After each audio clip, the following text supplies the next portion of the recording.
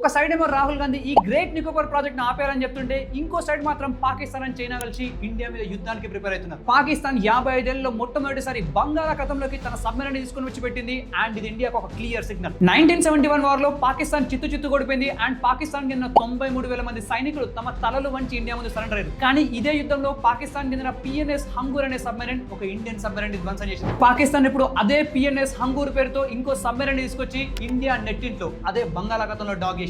And it is strategically very important.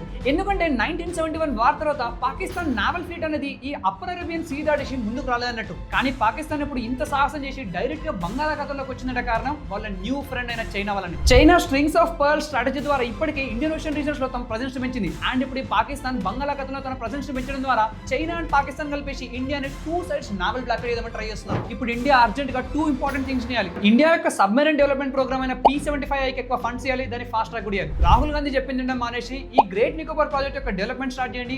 And Andaman Nicobar command and control centre కూడా fast develop చేయాలి. At the end Indians అంతా గుర్తుపెట్టుకోవాల్సింది ఏంటంటే, మనం ఇప్పుడు ఫైట్ చేస్తుంది వీక్ పాకిస్తాన్ తో కాదు, దాని వెనుకున్న చైనాతో కూడా.